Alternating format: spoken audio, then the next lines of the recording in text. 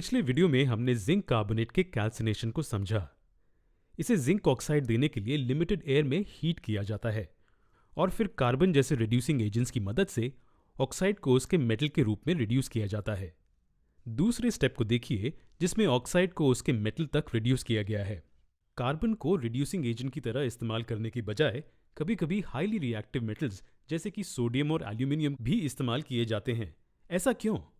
वो इसलिए क्योंकि ज्यादा रिएक्टिव मेटल कम रिएक्टिव मेटल को डिस्प्लेस कर देगा। एग्जाम्पल के तौर पर एल्यूमिनियम के साथ हीट करने से मैंगनीज डाइऑक्साइड को मैंगनीज तक रिड्यूस किया जाता है। यहाँ मैंगनीज ऑक्साइड रिड्यूस हो रहा है और एल्यूमिनियम ऑक्सीडाइज हो रहा है। एल्यूमिनियम जो कि ज्यादा रिएक्टिव मेटल है मैंगनीज को डिस्प्लेस कर रहा है जो कि कम रिएक्टिव मेटल है। लेकिन इन रिएक्शंस के बारे में खास बात यह है कि ये बहुत ज्यादा हीट रिलीज करते हैं। ऐसे रिएक्शंस को हाईली एक्सोथर्मिक कहा जाता है। इनमें इतनी ज्यादा हीट उत्पन्न होती है कि मिलने वाले मेटल्स पिघले हुए रूप में मिलते हैं। दूसरा एग्जाम्पल है एल्यूमिनियम द्वारा फेरिक ऑक्साइड को फ्री आयन तक रिड्यूस होना।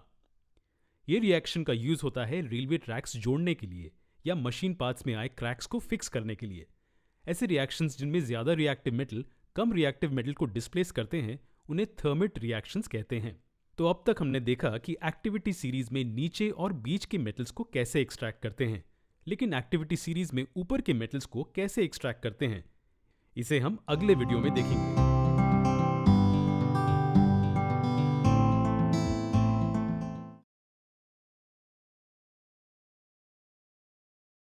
हम देख चुके हैं कि किस तरह विभिन्न मेटल्स को उनके ओर से एक्सट्रैक्ट किए जा सकते हैं, लेकिन ओर से पाए गए मेटल्स प्योर नहीं होते हैं क्योंकि उनमें कई इंप्यूरिटीज भी होती हैं।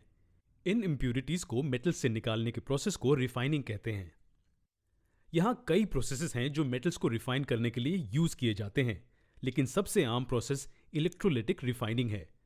बहुत से मेटल्स जैसे कि गोल्ड, सिल्वर और कॉपर इलेक्ट्रोलिटिकली रिफाइन किए जाते हैं। लेकिन यह प्रोसेस कैसे काम करता है? इम्प्योर मेटल को एनोड बनाया जाता है जबकि प्योर मेटल की स्ट्रिप कैथोड के रूप में काम करती है। और इलेक्ट्रोलाइट क्या होगा? मेटल के सॉल्ट का सॉल्यूशन इलेक्ट्रोलाइट का काम करता है। जी हां, एपरेटस इस तरह से सेट किया जाता है। जैसे ही करंट इलेक्ट्रोलाइट से पास किया जाता है एनोड से प्योर मेटल इलेक्ट्रोलाइट में घुल जाता है और यह प्योर मेटल कैथोड पर डिपॉजिट हो जाता है। इस तरह से इलेक्ट्रोलिटिक रिफाइनिंग प्रोसेस काम करता है। मेटल में मौजूद इंप्यूरिटीज का क्या? ज्यादा रिएक्टिव इंप्यूरिटीज सॉल्यूशन में जाते हैं जबकि कम रिएक्टिव वाले एनोड के बॉटम में सेटल हो जाते हैं और उन्हें एनोड मड कहा जाता है।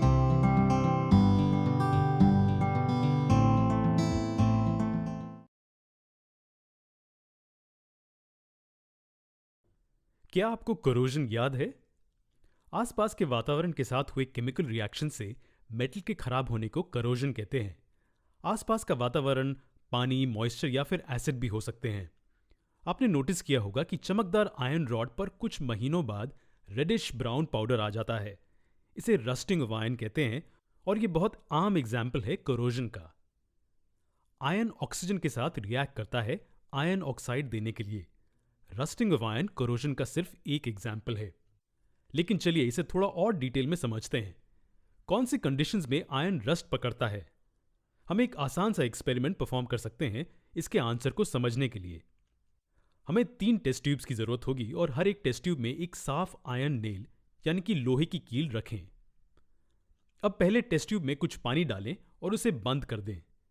टेस्ट ट्यूब को ऐसे ही छोड़ें। अब दूसरे वाले में बॉइल्ड डिस्टिल्ड पानी डालें और फिर उसमें बहुत थोड़ा सा तेल डालें। इसे बंद कर दें। क्योंकि तेल की डेंसिटी पानी से कम है यह पानी पर तैरेगा और हवा को पानी में डिसॉल्व होने से रोकेगा। और आपको क्यों लगता है कि पानी बॉइल्ड क्यों है? जी हां, ये इसलिए है ताकि कोई भी डिसॉल्व हवा जो पानी में मौजूद है निकल जाए। और तीसरे टेस्ट ट्यूब में हम कुछ एनहाइड्रस कैल्शियम क्लोराइड डालेंगे और उसे बंद कर देंगे। ये क्या करेगा?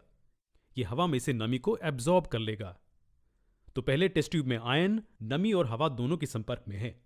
दूसरे में यह सिर्फ पानी के संपर्क में है और तीसरे वाले में यह सिर्फ ड्राई हवा के संपर्क में है। इन टेस्ट ट्यूब्स को कुछ दिनों के लिए ऐसे ही रहने दें और ऑब्जर्व करिए कि क्या होता है।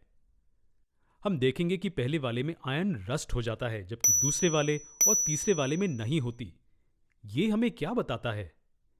यह हमें बताता है कि आयन की रस्टिंग के लिए पानी और ऑक्सीजन दोनों ही जरूरी हैं। और सिर्फ आयन ही करोड नहीं होता, सिल्वर और कॉपर भी करोड हो सकते हैं। और रोजाना जीवन में हवा कभी भी ड्राई नहीं होगी। ऐसे केस में हम कोरोजन कैसे प्रिवेंट कर सकते हैं, इसका आंसर जानने के लिए हमारा अगला वीडियो जरूर देखें।